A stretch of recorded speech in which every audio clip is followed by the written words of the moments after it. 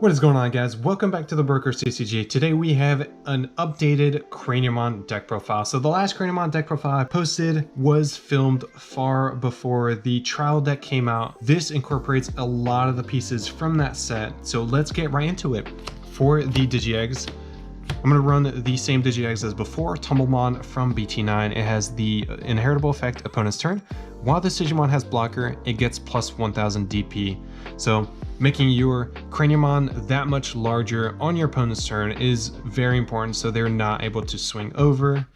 Really not much else to say about this. Now onto the rookies. I'm going to go ahead and run 4 of the clear Agumons and then 4 of the toy Agumons. So every single one of these cards have a reboot. Our stacks are useless unless they are unsuspended during our opponent's turn. So being able to find one of these and Digivolve all the way up into our stack, being able to swing with our Digimon is going to allow us to actually play the game, get rid of some of our opponent's security stack, and then be unsuspended to block their attack. So that's why I run so many of the reboot. And then this also frees up some of our level 5 spaces and level 4 spaces. So that's why I run 8 cards with reboot. And now on to the only other level 3 that we run. It's going to be Agumon from the starter deck. It has the main effect of start your main phase. If your opponent has a Digimon, gain 1 memory. So if you do Digivolve into this in raising, then bring it out, you're going to gain that extra memory. And then also it's ESS, all turns once per turn. When attack target is switched, gain 1 memory. So if your opponent does swing and you block with this Digimon, you're going to gain that extra memory, either choking your opponent or passing it over to your turn. So very, very useful effect for this deck. And now onto the level 4s. I'm going to go ahead and run 4 of the Gladiamon from BT13. It has the main effect of jamming, so being able to take pot shots without having to worry about being deleted by large Digimon. And then also the inheritable of a reboot. So if you do happen to miss the clear Agumon or the toy Agumon, you can pretty much guarantee your stack to reboot with the Gladiamon. So in total, we run 12 cards that can give our Digimon, our large stack reboot, be able to use the blocker on our opponent's turn. Then on to the next level 4. It's going to be 4 of the Greymons from the starter deck. It has the security effect. You may play 1 Agumon or 1 Tamer card with tie in its name from your hand or trash without paying the cost. And then it's a blocker. And then also the all turns inheritable effect. Once per turn, when an attack target is switched, gain 1 memory. So if you check this in security, you're going to be able to play out either a tie, which is going to come in really, really handy for either allowing you to unsuspend your blocker or gaining extra 2000 DP and drawing a card, or you're going to be able to play out a Agumon, which is just an extra body on the field, which is always useful. And also the inheritable effect, gaining the extra memory as mentioned before, choking your opponent, or even passing the turn over to your turn. And then since it's a blocker, you're able to stop any of their early game swings. All right, and I do run still 2 of the Mercurymon from BT12, Digivolve 0 from Sephirothmon, and then also you may Digivolve this card from your hand onto one of your black Tamers as if the Tamer is a level 3 black Digimon. And then also on play and when Digivolving until the end of your opponent's turn, one of your Digimon gains blocker. So mostly run this for hybrid for game, and also if you have a larger stack that doesn't have blocker, you can Digivolve into this, and giving itself blocker or giving one of your other stack blocker is very, very important. But again, we mostly run this because we want some way to either finish out the game. And then finally, the Sephirothmon, which Digivolves 1 from Mercurymon, and also same as before, you can Digivolve onto your black Tamers as if it's a level 3 black Digimon. And it has the when Digivolving until the end of your opponent's turn, one of your opponent's Digimon gains start your main phase, this Digimon attacks. So this comes in really, really handy, especially if you have a blocker on your field. You can Digivolve into this, force one of your opponent's Digimon to swing, and then start of your main phase. If you happen to have the Greymon or the Agumon in your stack, you're going to go ahead and gain 1 or 2 memory. So really, really useful effect. But I only run 1 because of the space.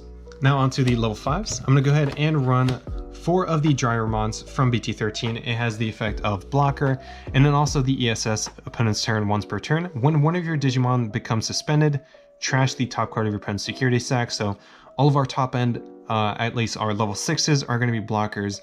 So you're going to be able to trash their security, since most of the time you're not going to be swinging too much into their security stack. So this comes in really useful. Being able to trash their security cards, not allowing them to activate any security effect. So definitely want to see this card. Then the next level 5 is going to be 2 of the Metal Tyromons from BT11. When Digivolving and on play, for each green or black Tamer you have in play, suspend one of your opponent's Digimon. Then one of your opponent's suspended Digimon can't unsuspend during opponent's next unsuspend phase. So great for stunning your board. And also the inheritable effect, all turns once per turn. When this Digimon deletes an opponent's Digimon in battle, trash the top card of your opponent's security stack. So again, more trashing of your opponent's security stack, whether you're swinging into their suspended Digimon or their Digimon is swinging into your blocker. So great to see this card. You definitely can run 4 of this as opposed to the next level 5 that I'm running, but I decided to run 2 just for the stunning because it is a little costly at a Digivolution cost of 4. But definitely a great card to consider running in your Craniamon deck. And now for the final level 5 that we run, it's Metal Greymon from the starter deck. It has the effect of blocker and then the inheritable effect of security attack +1. So 8,000 DP blocker is going to stop your opponent from swinging with their smaller bodies.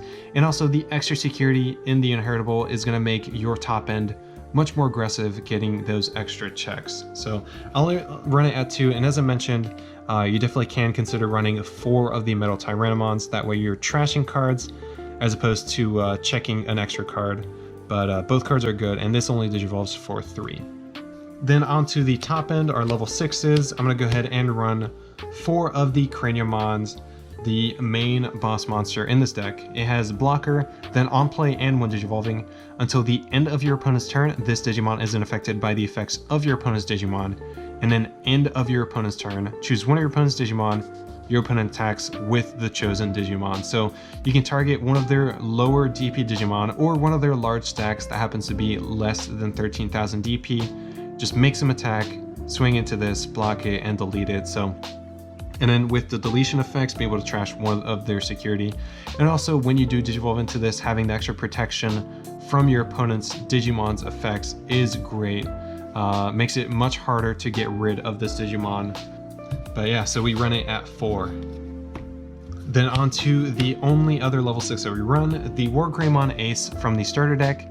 I know the War Greymon Ace was out before the starter deck, but I didn't get my hands on them until I actually picked up the starter deck. It is the counter effect, hand counter effect blast digivolve, and then also it has the effect of blocker. And then all turns once per turn, when a card is removed from a security stack, you may unsuspend this Digimon. So whether you're swinging with it into your opponent's security stack, you're going to be able to unsuspend it and swing again. Or if they're swinging into you, you're going to be able to suspend. Then let's say they swing into you again, you're going to be able to unsuspend and then block once more. So definitely a great card to run. And if you have a level 5, you can kind of bait them out, have them swing, blast Digivolve into this, and then sometimes your tie can give you extra DP, making their large stack pretty much crash into this or die from being blocked by this Digimon. So great card to run in this. What's going on, guys? It's me from the future. I did forget to mention that the Ace card has a overflow of 4, meaning that whenever this card would be removed from the battle area in any way, you're going to be losing 4 memory. So just keep that in mind when running these Ace cards. Now back to the video. And now onto the level 7. So I still run the Death Exmon from BT9. This can be swapped out for a Quartzmon or for another level 6, level 4, or 5, or whatever other card you may seem. Really just keep in mind what the meta is around you and your locals. But I still like to run it, being able to de-digivolve all of your opponent's Digimon, then delete all of your opponent's level 4 or lower Digimon when you play or when digivolve. And also, end of your opponent's turn, delete all of your opponent's Digimon with the lowest play cost. So just a really, really strong card to go into. That's why I still run it at 2. And now onto the Tamers. This is a new addition from the starter deck tie. It's a memory setter, and it also alterns when attack target is switched. By suspending this Tamer, draw 1, and one of your Digimon gets plus 2000 TP for their turn. So when you do block, the attack target is switched to your Digimon, so you're going to be able to suspend this, get the extra draw, and also make your blocker that much larger, make your opponent second guess if whether they or not they want to swing into your security or into your Digimon. So if you have one out on the field, it's going to at least guarantee your Craniamon to be 15,000 or your Wargreymon to be 13,000, and the more you have, the harder it is for your opponent to just swing over your blocker. So making it harder and harder and harder mid to late game for your opponent to win. And now for the only other Tamer, it's Tai from the starter deck number 5. Opponent's turn, when you use blocker to suspend one of your Digimon, you may suspend this Tamer to unsuspend one of your Digimon. So if you have one out on the field, you block with your Craniamon, you can suspend this to unsuspend your Craniamon, meaning your large stack can suspend more than once, block more than one attack if they have one or more bodies on their field. So definitely super useful. And since this tie and the other Tamer is a tie as well, if you check the security Greymon, you're going to be able to play out one of these for free. So that's why we run 2 of this. And onto the option cards. I'm going to run Craniamon's option card, Waltz End, from BT13 as the main effect until the end of your opponent's turn. One of your Digimon gains opponent's turn. When this Digimon becomes suspended, delete all of your opponent's Digimon with a play cost less than or equal to this Digimon's. And opponent's turn, this Digimon isn't affected by your opponent's option card. So if you have a Craniamon out on the field and your opponent has a very, very wide board and you don't have a Death X-Mon, you can go ahead and play this out. And then force one of your opponent's Digimon to swing at the end of their turn, pretty much wiping out their entire field. So definitely a great card to see, but only use it sparingly. Only use it if you really need it, because it is a play cost of 6, and also has the security effect, delete one of your opponent's Digimon with the lowest play cost. So not a terrible security effect, definitely not as good as its main effect, but definitely want to run this at 2. Then another new addition is going to be the Trident Arm from the starter deck.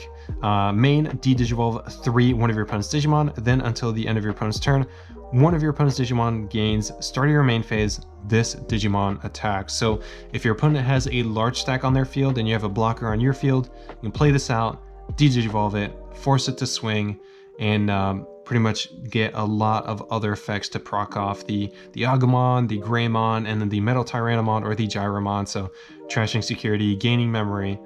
This definitely synergizes really well with the deck. And also the security effect, Digivolve 3 one of your opponent's Digimon, can really slow down your opponent. So definitely recommend this running at 2. You could bump this up to 3, but for now I just have 2. And the final option card that I run is Laplace's Demon from BT12. It has the main effect until the end of your opponent's turn.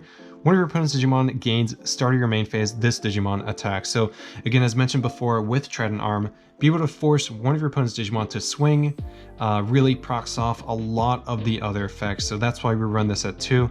And then the security effect, add this card to its owner's hand. So definitely useful. And if you do happen to play this with Waltz End, you're going to be able to force one of your opponent's Digimon to swing at the start of their main phase and then wiping out their whole board. So very powerful combo. But let me know what you guys think of the changes. Let me know what I should add or take out. But thank you guys so much for watching, and I will see you in the next one.